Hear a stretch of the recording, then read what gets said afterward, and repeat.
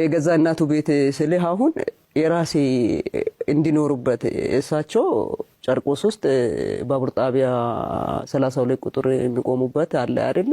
ከሱ ጀርባ ነበር የሚኖሩት። ከቤታቸው ወደ ውጪ ነው በቃ የሚኖሩበት ቦታ ጥሩ አልነበረም። መንግስት ሽልማት የሰጣኝ ቤት ውስጥ ነው እዚህ ገርጂ ማብራት ኃይል አምጥቼ ያስቀመጥኳቸው። እናቱን ራሱ ማለት ነው የሱ እናቴ ነው በማለት ማለት ነው አስቀመጥኩት።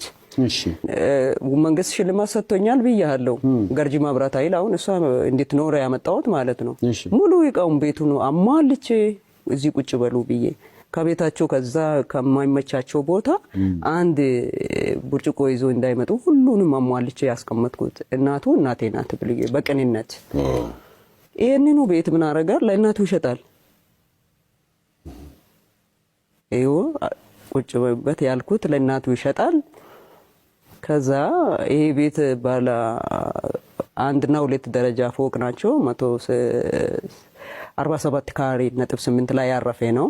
መንግስት ነው ሽልማት ሰጠነው። የቀድሞ ጠቅላይ ሚኒስትር መለስ ዜናዊ ለአትሌት በሙሉ ሄልሲንኪ ዓለም ዋንጫ ተወዳድረን ስንመጣ ለሁላችንም ሁሉም አትሌት ኢቭን እና ቀነኒሳ ሳይቀሩ ነው የተሰጣን 1997 ማለት ነው። እሺ ይሄንኑ በቃ ቁጭ በሉበት ብዬ ሁሉም ነገር አስተካክዬ ጨርሼ ቁጭ አረኩበት። ይሄንኑ ለእናቱ በ200,000 ብር ይሸጣላችኋል።